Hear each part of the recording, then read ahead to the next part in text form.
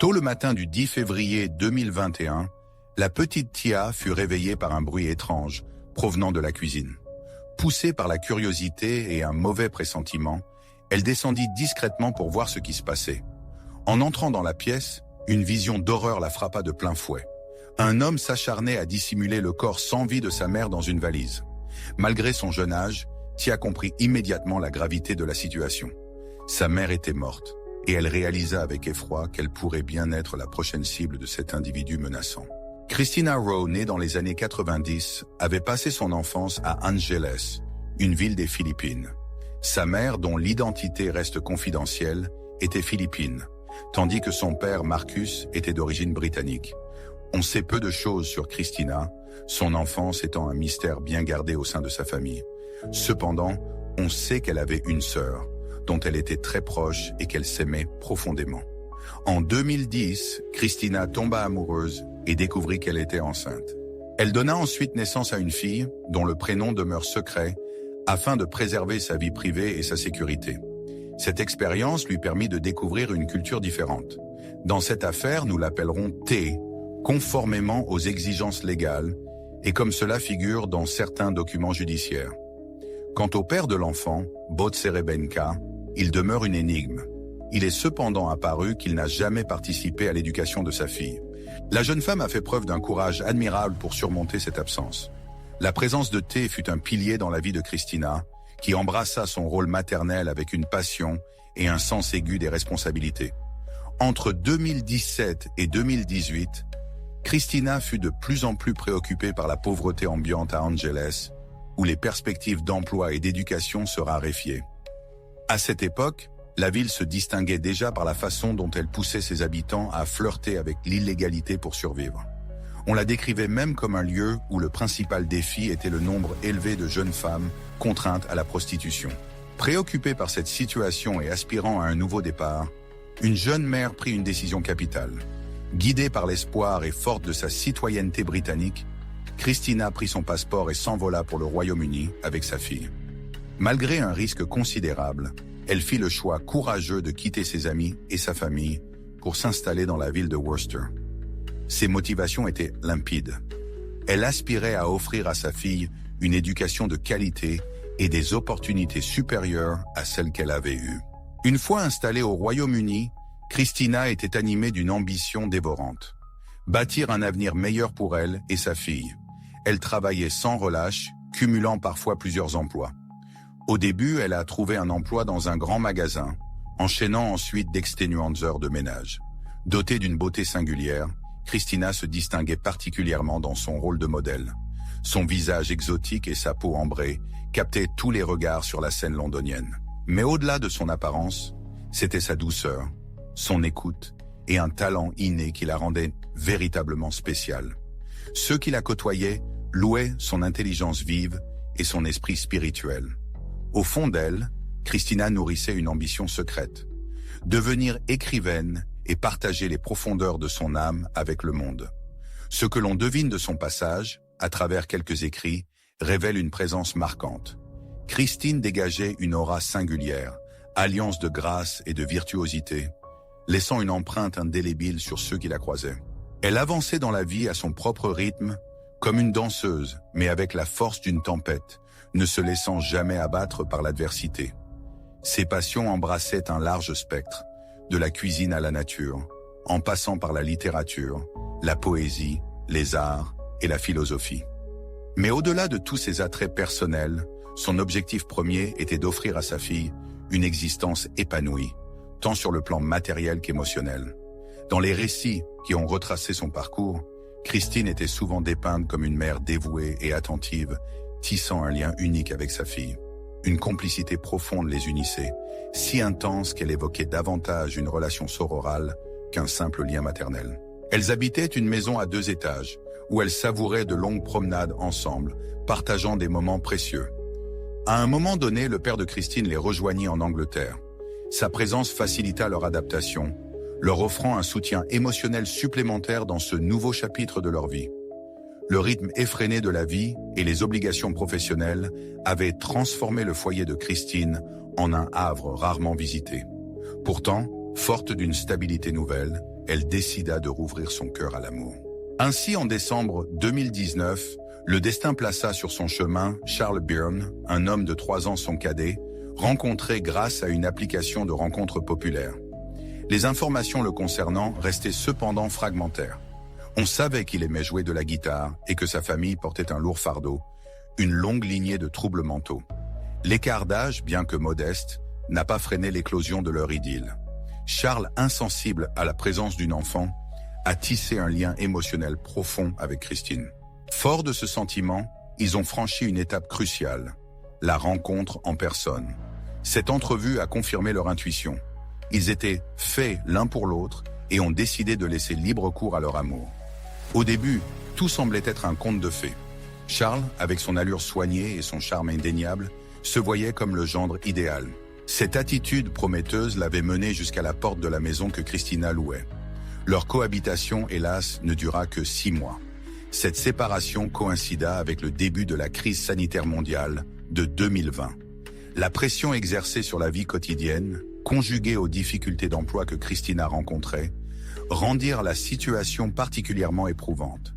Bien que les raisons de leur rupture soient de rester obscures, des murmures circulaient parmi leurs proches, évoquant chez l'homme des signes troublants de troubles psychologiques, des pertes de contact avec la réalité, des accès de colère et un comportement possessif envers la jeune femme.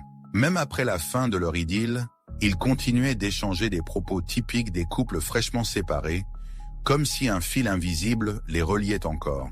C'est dans ce contexte tendu que le mois de février 2021 se présenta. Suite à leur séparation, Christine et sa fille avaient élu domicile dans leur propre maison, tandis que l'homme était retourné vivre chez ses parents. Ils se trouvaient tous les deux dans la même ville, à environ 5 km de distance, une proximité qui ne laissait présager rien de bon. Charles, incapable d'accepter la fin de sa relation avec Christine, hantait les environs de sa demeure. Ces apparitions nocturnes, empreintes d'une agitation palpable, devenaient monnaie courante. Poussée par un mélange de compassion et de résignation, Christine lui ouvrait sa porte. Le temps de quelques conversations apaisantes, elle parvenait à calmer ses tourments. Cette clémence, loin d'être comprise, exaspérait l'entourage de la jeune femme. Amis et famille, inquiets de son état émotionnel, la mettaient en garde contre l'influence néfaste qu'il exerçait sur elle et sa fille, ravivant le souvenir de leur vie commune tumultueuse. Georges, photographe et confident de Christine, révéla plus tard que, lors d'une dispute particulièrement violente, mère et fille s'étaient réfugiées chez lui pendant plusieurs jours. Charles, aveuglé par son obsession, refusait d'accepter la rupture. Nul ne pouvait alors imaginer que la détresse de Charles le pousserait à franchir une limite dangereuse, transformant son chagrin en une traque incessante. Dans un épisode particulièrement sombre, il l'avait séquestrée, la retenant captive contre son gré pendant de longues heures. Finalement, la jeune femme réussit à le convaincre de la laisser partir, mais étrangement, aucune accusation ne fut portée suite à cet incident. Le récit nous transporte ensuite à la nuit du 9 février 2021. Christine et ses enfants dormaient paisiblement, ignorant l'orage qui se préparait. Au petit matin du 10 février, Charles prit la route en direction de leur domicile. Un homme, valise à la main, fut accueilli dans la demeure, vraisemblablement par une jeune femme, l'absence d'effraction écartant toute intrusion forcée. Peu après, une violente dispute éclata dans la cuisine.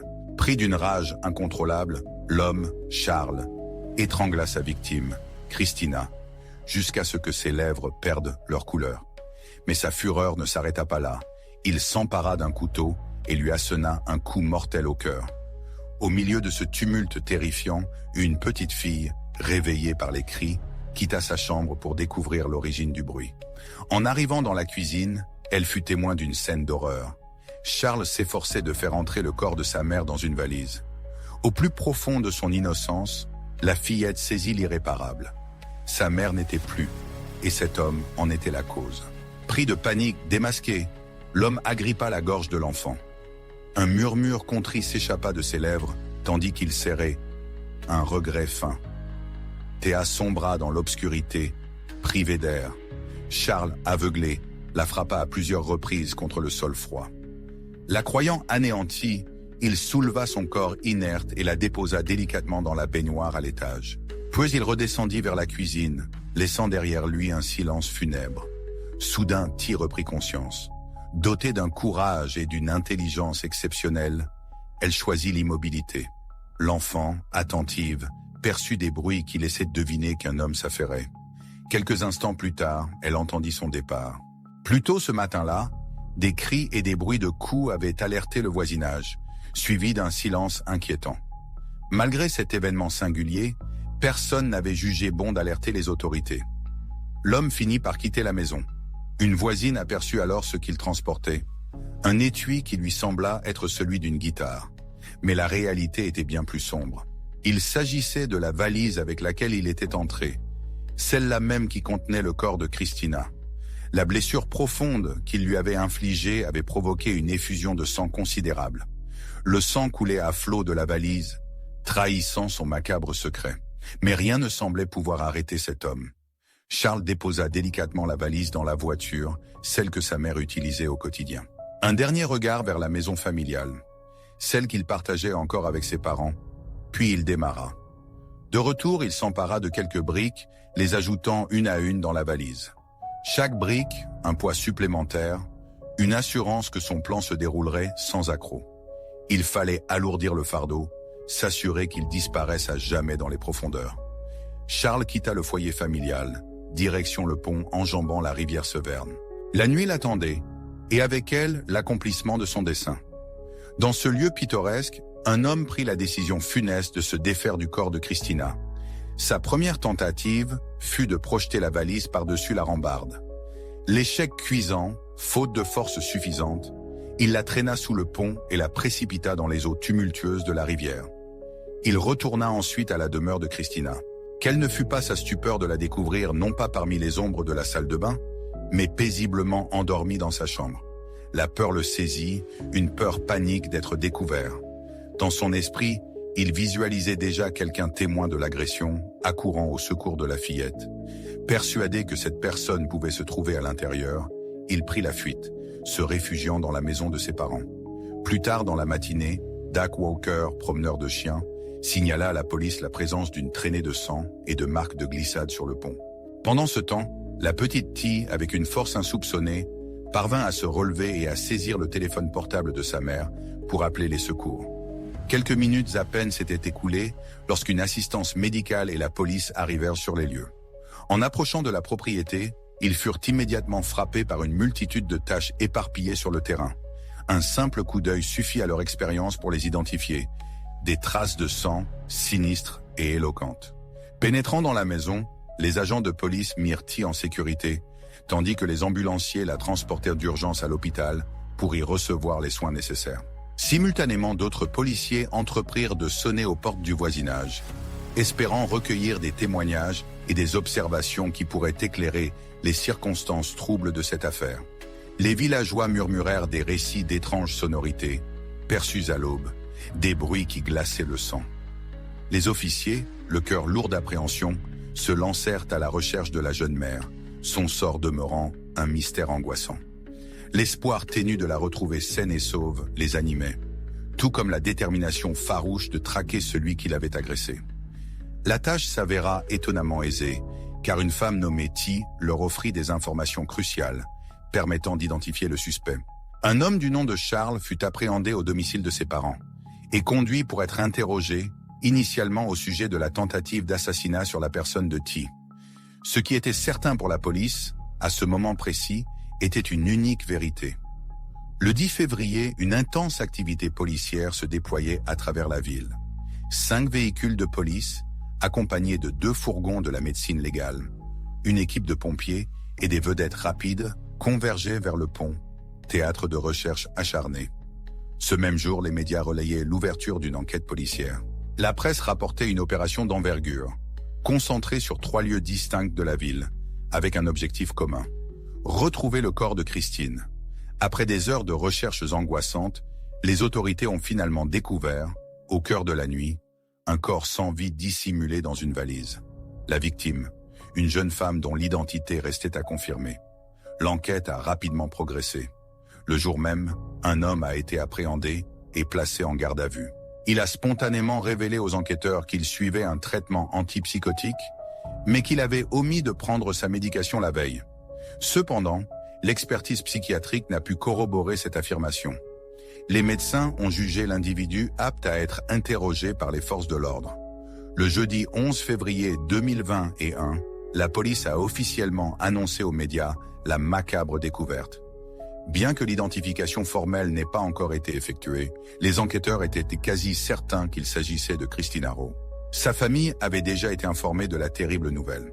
Ce jour-là, la levée du cordon de sécurité autour d'un des lieux inspectés par les officiers laissait supposer la fin des recherches, tandis que les deux autres restaient bouclés, signe que l'enquête se poursuivait. L'autopsie révéla des ecchymoses importantes au niveau du cou, indiquant un étranglement, ainsi qu'une marque de chaussure sur le thorax. La victime présentait également une plaie profonde, fatale au cœur et aux poumons. Peu après, la police annonça l'inculpation de Charles Byrne, âgé de 24 ans, pour l'assassinat de Christina Rowe, âgée de 28 ans, ainsi que pour tentative de meurtre sur une mineure. Face à l'accusation d'agression sur l'enfant, l'homme avança une explication surprenante. Il prétendait avoir été pris d'hallucination, voyant en la fillette non pas un enfant innocent, mais une créature maléfique, un nain menaçant. Il prétendait bercer son âme pour qu'elle trouve le sommeil, mais au moment où elle commençait à se détendre, il réalisa la nature de son acte et s'arrêta net. Il nia catégoriquement toute intention de lui ôter la vie. Le vendredi 12 février 2021, Charles comparut devant le tribunal pour l'inculpation. Durant toute l'audience, l'homme resta figé, le regard baissé. Les bras croisés sur la poitrine, il affichait une impassibilité déconcertante, ne rompant le silence que pour confirmer son identité, son adresse et sa date de naissance. L'accusé, impassible, plaida non coupable. Face à cette déclaration, le procureur Ralph Robbins souligna la gravité des deux chefs d'accusation et demanda au juge de renvoyer l'affaire devant la cour royale. L'avocat de la défense, prenant la parole, assura que son client comprenait la procédure, tout en reconnaissant son incapacité à agir pour le moment. Après avoir écouté les arguments des deux parties, le juge de district se tourna vers l'accusé, s'assurant qu'il avait bien saisi la teneur des accusations grâce aux explications de son avocat. Suite à cela, il ordonna la détention de l'homme et fixa la date de sa prochaine comparution devant la cour royale au 16 février de la même année. Le juge, grave, conclut en soulignant les risques considérables que représentait l'accusé. Au vu des éléments présentés par le procureur et du dossier qu'il avait examiné attentivement, il était convaincu que toute libération sous caution se solderait par une fuite. Pire encore, cela mettrait en péril la sécurité des témoins. Il rappela notamment le cas de la fille de Christina, une jeune victime et témoin clé.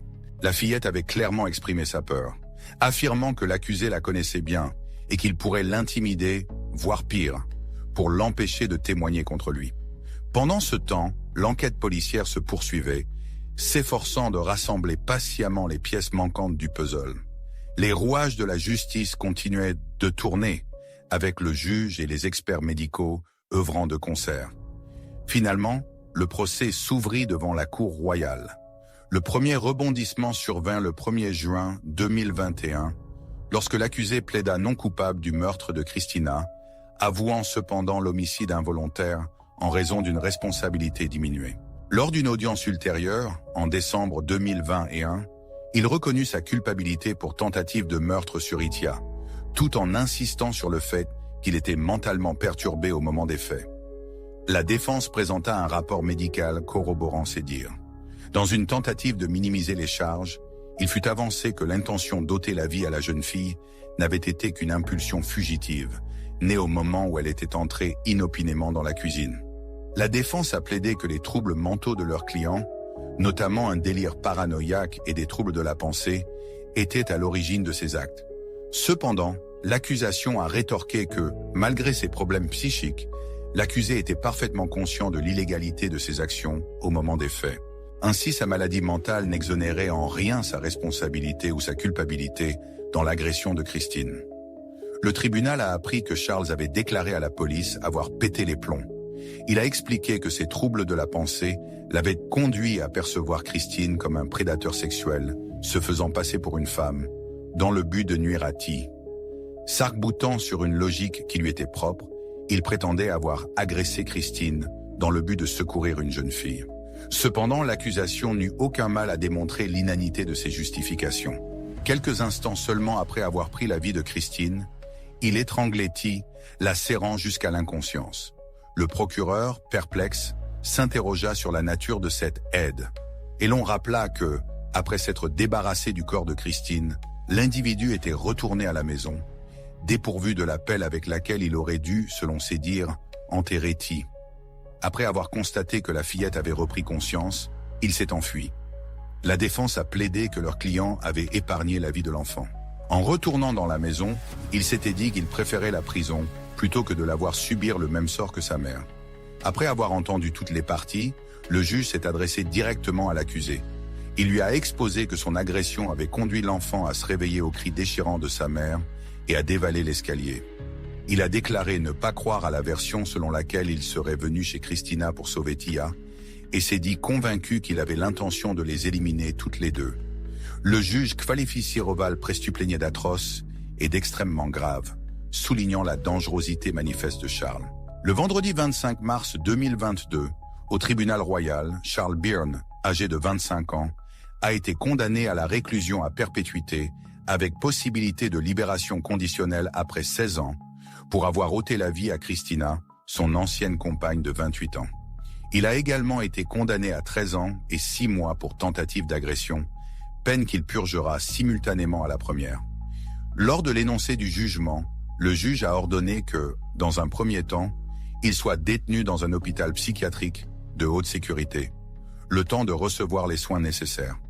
Il sera transféré en prison lorsque son état ne nécessitera plus de traitement spécialisé.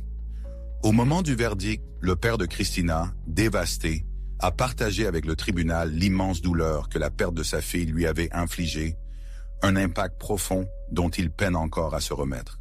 La famille, accablée de chagrin, a également révélé que la jeune fille, profondément marquée par cette tragédie, était hantée par des cauchemars récurrents, la replongeant sans cesse dans l'horreur vécue.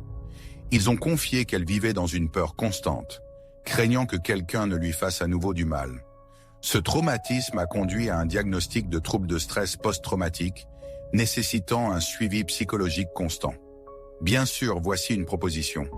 Alors que le soleil embrasait l'horizon de ses teintes vermeilles, un sentiment doux amer flottait dans l'air. Ce n'était pas un adieu définitif, non, plutôt une promesse murmurée à l'oreille du temps. Un simple « à bientôt », chargé d'espoir et de souvenirs partagés, laissait entrevoir la douce perspective de retrouvailles futures, comme une mélodie suspendue dans l'attente de sa prochaine strophe. C'était un au revoir empreint de la certitude que les chemins, bien que temporairement séparés, finiraient par se croiser à nouveau.